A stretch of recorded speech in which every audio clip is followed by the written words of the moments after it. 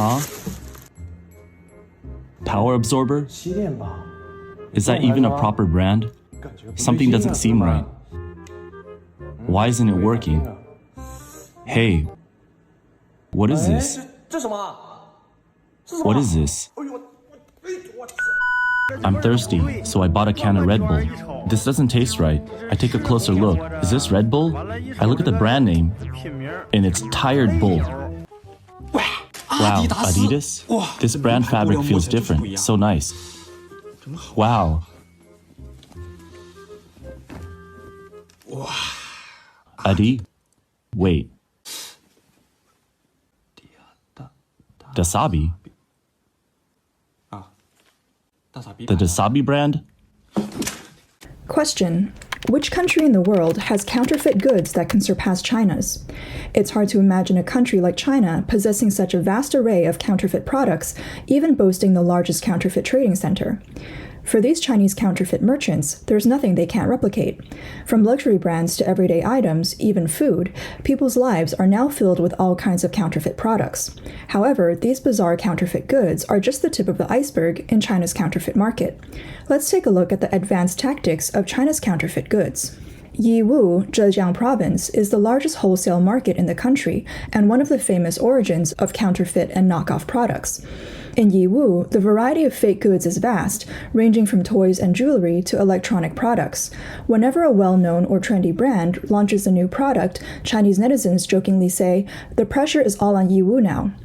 As the world's largest small commodity distribution center, people can find the most comprehensive and cheapest variety of small commodities here. Yiwu is almost synonymous with cheap goods, and the pressure of unavailability of certain items is all on Yiwu. Yiwu is also a hub for Chinese counterfeit goods. To meet the shopping needs of the Chinese people, factories in Yiwu always keep up with trends quickly. As soon as a genuine product becomes popular in the market, its counterfeit version will appear on the streets and alleys of Yiwu the next day, priced at only a fraction of the original. Many Chinese e-commerce platforms like Taobao and Pinduoduo source their products from here. There are even bloggers on Chinese media platforms like Bilibili specifically teaching people how to find cheap wholesale goods in Yiwu. Let's see how these bloggers introduce Yiwu's first-hand sources. Look at this watch. It even has a sapphire on the side. Oh, it comes with a sapphire? Yes, this model sells for 500 to 600 yuan on a certain website. That is Taobao. It sells for 500 to 600 online. And how much do you source it here for? Sure, see this watch here? It's a lady's watch. We source this kind for 10 yuan. The huge profit margin from a 10 yuan wholesale item to a luxurious watch worth hundreds is astonishing. This quick path to riches indeed tempts many. No wonder so many in China choose to become e-commerce merchants, sourcing from Yiwu and then selling to customers at high prices. However, as the saying goes, you get what you pay for. Despite the low production costs of these small commodities, their quality could be better. Some goods of poor quality might even pose health risks to customers. For example, most of the toy wholesalers sell plastic toys, and low-quality plastic toys can have up to 126 substances that are potentially harmful to children's health and are carcinogenic. Some netizens who purchased children's down jackets online found that they were filled with fake down. This material is not only ineffective for warmth, but also potentially hazardous due to the lack of high-temperature sterilization, possibly producing odors and germs. Before last year's Double 11 shopping festival, Chinese media The Paper conducted an undercover investigation in Yiwu's North Xiajuchun, known as China's #1 village for internet celebrity live streams. There, they found many merchants selling fake and inferior products. During the visit, the reporter went to several stores selling different items, and the findings were shocking. In the first toy store visited, the owner guided the reporter to an SUV parked at the door, where the trunk was filled with large Ultraman toys, priced from tens to dozens of yuan per kilogram. In a leather goods store, a Saint Laurent handbag that averages tens of thousands of yuan could be bought in Yiwu for just over 200 yuan with an authentic-looking label. In a wholesale clothing store, the reporter saw knockoffs of famous brands like North Face and Arc'teryx, priced at only a fraction of the originals. These discoveries further reflects the lies and deceptions behind China's prosperity, with the so-called #1 village for live commerce mainly relying on selling counterfeit goods to make profits. China was once a manufacturing powerhouse, with many famous brands setting up original equipment manufacturing (OEM) factories there. These factories, having worked for a long time, mastered the designs and technology, enabling them to produce counterfeit products that are very similar or even superior in quality to the originals. Take shoemaking, for instance. Putian in Fujian is famous for its shoe manufacturing. The quality of counterfeit shoes from Putian factories is sometimes even higher than the originals. In 2020, Li Jianhui, the mayor of Putian, joked, "If your Nike shoes wear out in 2 years, they are genuine. If they last 3 years, they're made in Putian." As part of China's coastal economic opening zone, this region also enjoys certain national preferential policies which attracted brands like Nike and Adidas to open OEM factories there, making Putian a key production and processing hub.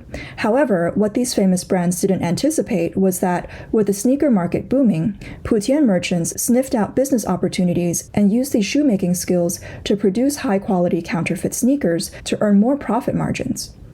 Some OEM factories even developed their counterfeit production lines, selling knockoffs worldwide. Back then, factory owners interested in producing counterfeit shoes would bribe employees of brands like Nike to get the designs. Many counterfeit shoe factories even hired senior workers from these OEMs at high salaries to supervise production. In 2007, New York police seized 300,000 pairs of counterfeit shoes from China, making Putian famous overseas as the capital of fake shoes. A Nike employee told the New York Times that he estimates 1 in every 3 Nike shoes globally was a counterfeit. In 2019, U.S. Customs and Border Protection seized thousands of counterfeit Nike shoes shipped from China at the port of Long Beach in Los Angeles. They stated that if the 14,800 pairs of counterfeit special edition and vintage Nike shoes were genuine, the total suggested retail price would exceed $2.2 million. Despite increased efforts worldwide to crack down on counterfeit shoes, the root problem has not been eradicated, with more and more Putian counterfeits flooding overseas markets, some so well made that even experts struggle to distinguish them. With increased anti-counterfeiting efforts abroad and the rise of e-commerce platforms like Taobao in China, Putian's counterfeit shoe business has shifted its focus and swept across the country. Putian shoes became famous domestically. To become familiar with the operations of e-commerce platforms, numerous Taobao training classes emerged in the area. Putian residents even collected and organized local factory supply information and contact details online for Taobao shops nationwide to source goods. According to statistics, in 2011, sales of high-imitation shoes from Putian on Taobao reached 3.3 billion yuan, and it's said that 80% of the branded sports shoes on Taobao are Putian goods. In 2020, a reporter conducted an undercover investigation in the Putian shoe market and found that the counterfeit shoe industry chain in Putian was very mature. When night falls, counterfeit shoe brokers lead customers to shops selling fake shoes. The mixing of real and fake goods in these shops makes it difficult for professional appraisers to identify authenticity, and even if customers file police complaints, it's hard to win a case. You have to walk around for a long time, and you still won't be able to see it. Adidas and Nike specialty stores have licenses, and they would also sell these. Most of the main force is in the micro business. For example, if they can sell 10 pairs, they'll throw in about 5 or 4 pairs of counterfeits. They might even mix the left and right shoe, where the left is genuine and the right foot is from Putian, which means it's a fake. For a pair of shoes not exceeding 2,000 yuan, there won't be any problem. Even if the police are called, there's nothing to worry about. It's just a matter of unconditional refunds if the customer is not satisfied, and at most, it's just a bit of shipping cost. They even managed to steal genuine shoes that haven't been released abroad through different channels and develop them in advance, allowing these counterfeit shoes to be released at least 3 months before the original products. Meanwhile, these counterfeit merchants collaborate with logistics companies. To avoid detection of their source and enhance customer trust, the logistics companies change the shipping origin to Shanghai or Guangzhou. Thus, when customers receive the shoes, they generally don't associate them with high-quality counterfeit Putian shoes.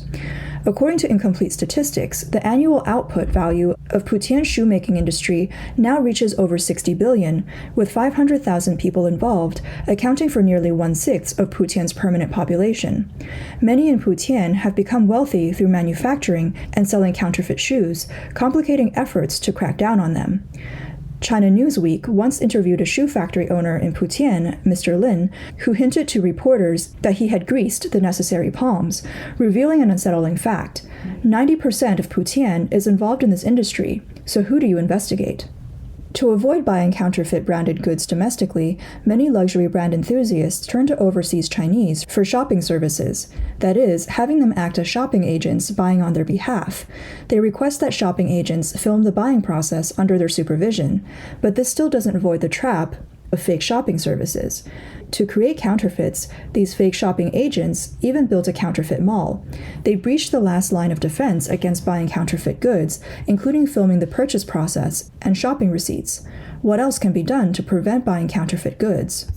In 2019, a Chinese blogger on Weibo exposed a high-level tactic in the luxury purchasing circle, claiming there's a counterfeit mall in China with stores resembling famous ones like Printemps and Galeries Lafayette. They even hire foreigners as sale and cashier staff, and online influencers and shopping agents conduct live broadcasts inside, giving buyers an ultra-realistic purchasing experience of being overseas. If even the mall is fake, can the goods and counters inside be real? According to the whistleblower, a video shows a shopping agent paying for a bag at Printemps, with an array of counters, bundles of cash, and a receipt proving a successful purchase. More importantly, the slightly European accented English seemingly proves the shopping agent is currently overseas. However, the whistleblower pointed out that this video was filmed in a counterfeit mall in China. The whistleblower provided detailed analysis, from the packaging of the handbag handles to the counter layout to the payment methods and appearance of the receipts. It was all fake. Apart from counterfeit malls, many so-called shopping agents who carry luggage aren't going abroad to purchase goods. Instead, they go to Huaqiangbei in Shenzhen, formerly known as the capital of knockoffs, especially for cosmetics that women favor. These came from a Korean duty-free shop. After the duty-free shops have ordered them, they will take them to Hong Kong, and from Hong Kong, they ship them to us. Our boss ordered these, hundreds at a time. Is this mainly for Daigou services? Yes, they're all for shopping services. Shenzhen is connected to the international trade hub of Hong Kong, enabling easy access to genuine foreign goods at low prices. However, if there are no shopping services, how can these so-called overseas goods be ordered from duty-free shops abroad? Are these products genuine? These questions remain to be investigated. Last July, news of China's Dali Foods going bankrupt shocked everyone. Famous for its 20 years of imitation, Dali Foods earned an astonishing 3.8 billion yuan a year and held a market value of 57 billion yuan, becoming a giant in China's food industry and the incontestable king of food counterfeits. In 1997, the South Korean brand Orion Confectionery exploded in popularity in China, with its custard pies and catchy slogan, quickly capturing half of China's high-end snack market. The custard pies even held the top spot in its category in China for 4 consecutive years. However, at 10 yuan for a box of 4, it was not affordable for everyone in China at the time. As an emerging player, Dali Foods began to imitate Orion, launching custard pies at less than a third of Orion's price and in larger sizes, quickly defeating Orion and becoming the highest market share company in the pastry market. Since then, Dali Foods has steadily walked the path of imitation. In 2003, when international giant Lay's potato chips became a global hit, Dali Foods quickly launched Copico potato chips, which, coupled with celebrity endorsements, became a hit in all Chinese markets. Later, when the energy drink Red Bull exploded in the market, Dali Foods imitated it with High Tiger to replace Red Bull in the Chinese market. The 2007 launch of Hei Zhizheng herbal tea closely resembles Wang Laoji, yet is more price competitive. Although Dali Foods' rise relied on imitation, for many Chinese, Dali Foods represents genuine childhood memories rather than expensive foreign brands. Dali Foods officially went public in 2015, transforming from a small factory to a multi-billion food empire, dominating the entire Chinese food market. In 2015 alone, its net profit reached an astonishing 2.9 billion yuan, with a current market value exceeding 57 billion yuan. However, originating from imitation, Dali Foods has always lacked innovative ideas. In 2017, Dali launched a new brand, Doubengo organic soy milk, after investing 2.5 billion yuan in research and development, but was still suspected by the public of copying Hong Kong's Vitasoy. Eventually, this new brand failed to sell, with large large quantities of soy milk stored in warehouses and distributors unable to return them to the Dali Group, tensions escalated, leading to the downfall and delisting of this king of counterfeits. The path of China's empire of counterfeits is clearly not simple. It's not just about copying other people's products, even brand names are copied. On the streets of China, one can often see familiar yet strange chain food stores. For instance, the well-known chain KFC has hundreds of versions in China, with the same color scheme, similar logos, and English abbreviations.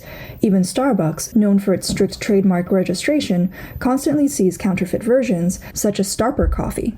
With the rise of counterfeit culture, some original brands have adopted a tit-for-tat strategy, preemptively registering a batch of trademarks to prevent imitation by counterfeit enterprises.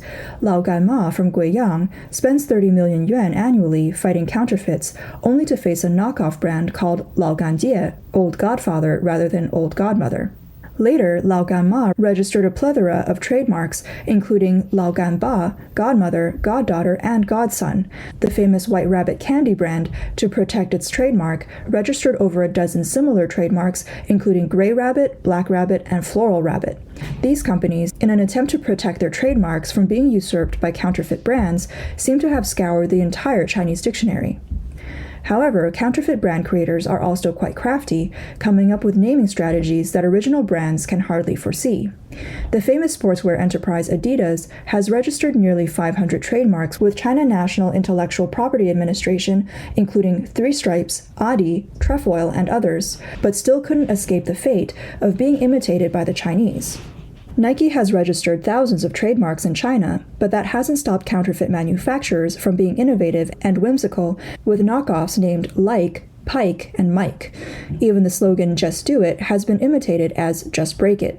The plight of original brands at the hands of Chinese knockoffs is profoundly reflected in these trademark registrations. The harm of counterfeit goods is evident, both to consumers and the market. Why do people still willingly fall prey to these counterfeiters? The prevalence of counterfeiting in China can be attributed to two main reasons. First, the low-income population constitutes a majority in China. They often rely on e-commerce platforms like Pinduoduo and Taobao to purchase inexpensive goods, including everyday toiletries, clothes, shoes, and even food. Due to the higher prices of genuine products, these consumers often turn to counterfeits, which are more affordable and meet their needs. In such cases, counterfeit products become their preferred choice, thereby fueling the prosperity of the counterfeit market. Secondly, counterfeit products can yield high returns. This substantial economic incentive has led more people to join the counterfeit manufacturing industry, exacerbating the counterfeiting issue. However, the quality of counterfeit products is often unstable and sometimes compromised to cut costs. These substandard products can endanger consumers' health as they may not meet health and safety standards. Nowadays, due to strict regulations abroad, most counterfeit products are only sold domestically, meaning the consequences of these counterfeits are primarily borne by the Chinese themselves.